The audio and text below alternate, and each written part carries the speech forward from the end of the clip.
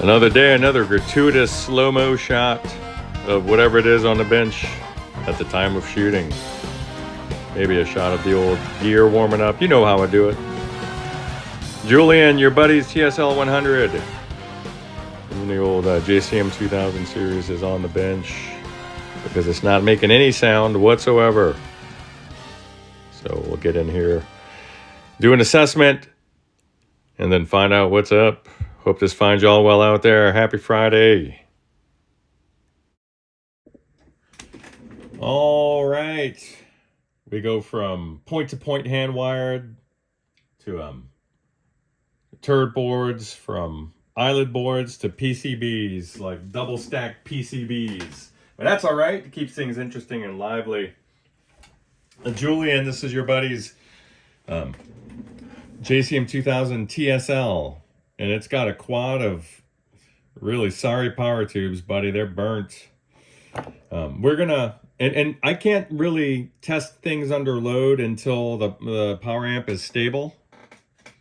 But we're not gonna worry about that because we're gonna stabilize it. Let me get a plug in because my phone is on its last leg charge wise.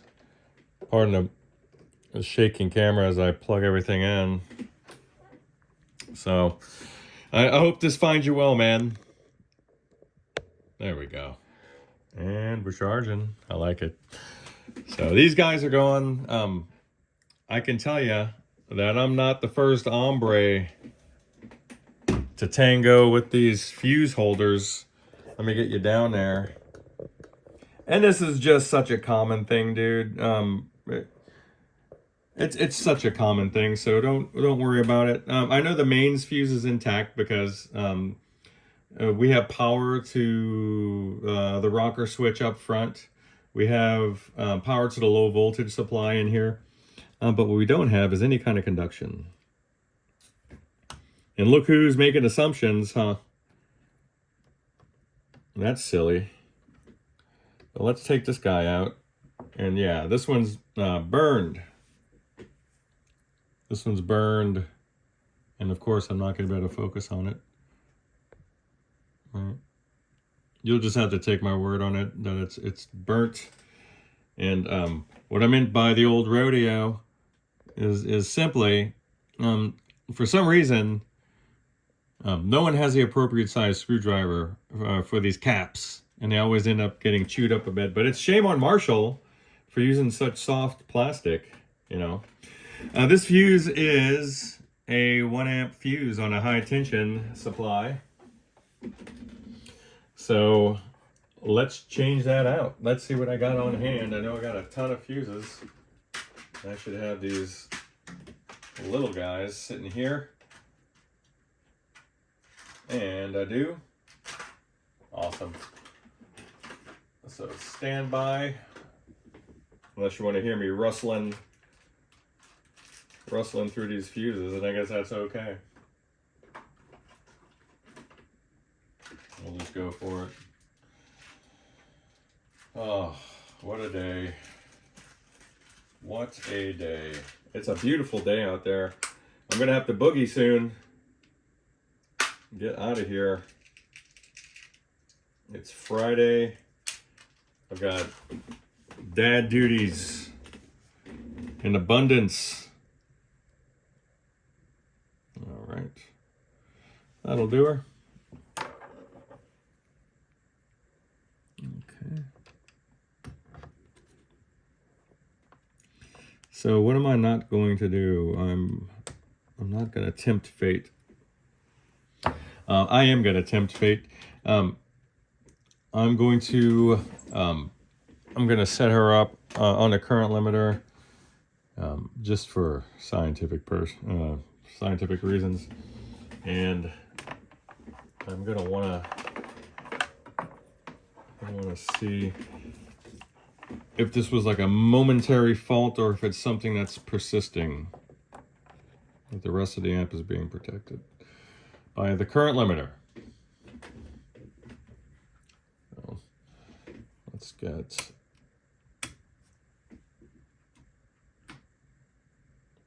her powered up.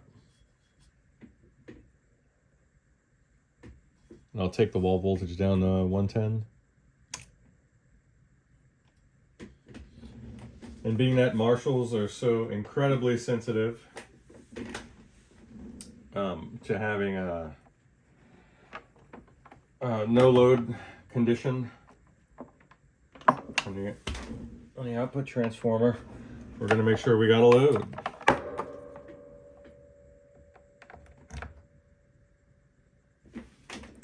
The heaters are heating,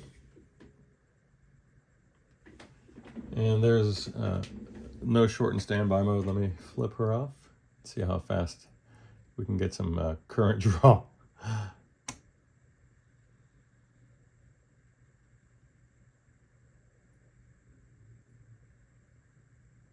All right. So a nice amber glow on the filaments of the current limiting bulb, which is what I would expect to see.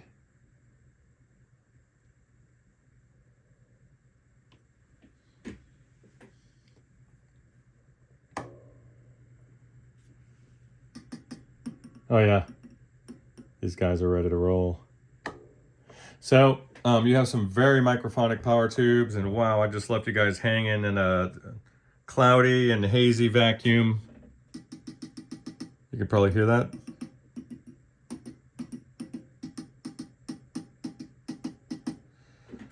So I'm getting some pretty serious hum, as you would expect with a power amp full of bad tubes. So I'll go ahead and shut her down, and I'm still going to go ahead and do a full inspection.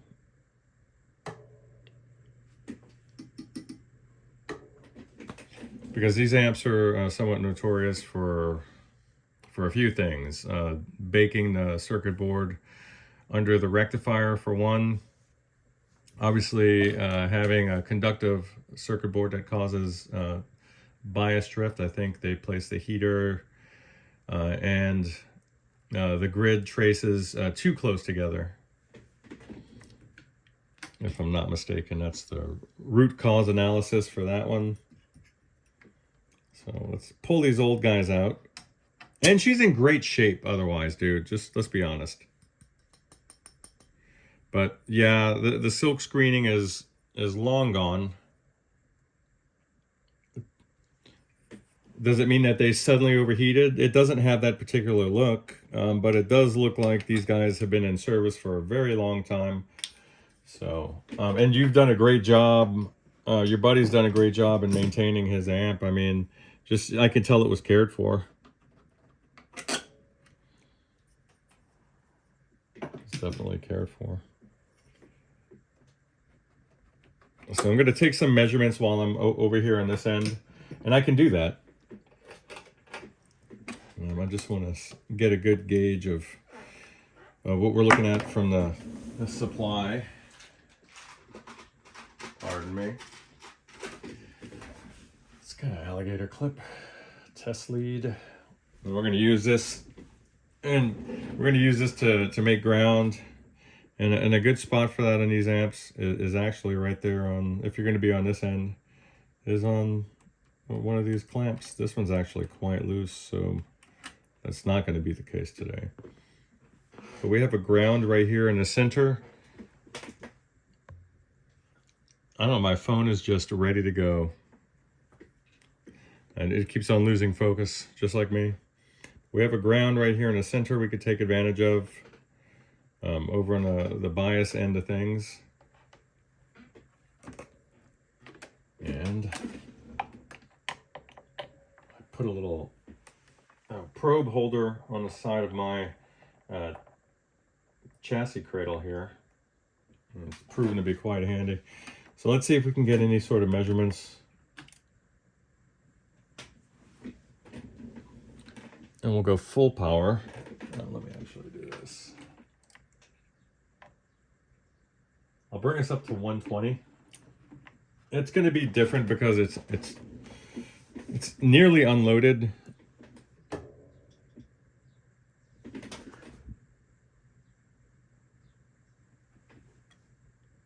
I thought I was getting some hum from the cabinet. I'm not. It's just a little mechanical hum from the power transformer there.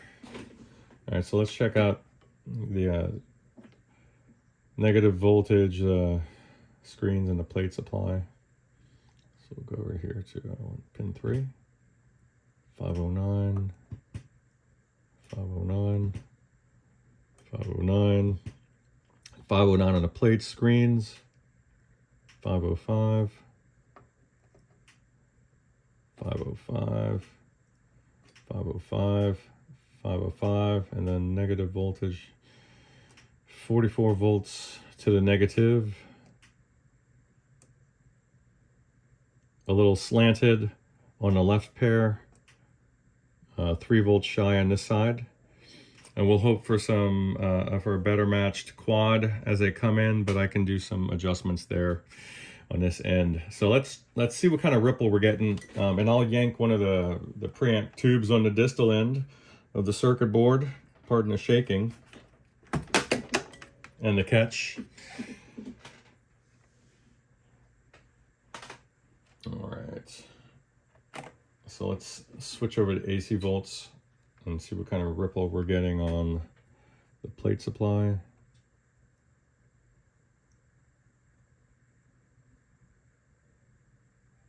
All right, that's not bad. Screens. Nice. Little stout caps in there. Let's check out the plate supply on the preamp end.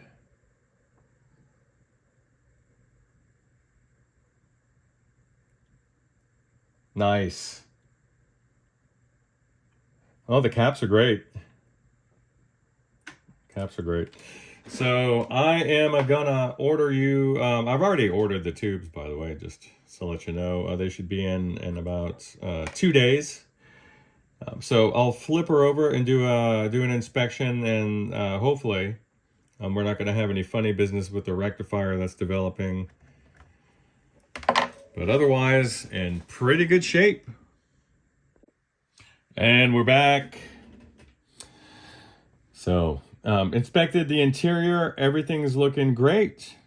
There's no sign of charring over underneath your rectifiers, which is great. That's what you want. In particular, the one for the DC heater supply over on the preamp end. Everything else is looking great. Your screen grid resistors are looking great. Those big old 270s over by the speaker, by the output jacks, looking great. So I would say we're just looking at a sleeve of power tubes and maybe, I'm not Nostradamus, and it may be time for preamp tubes as well. We don't know. Maybe not. So I'll shoot you a text and then we'll move on from there.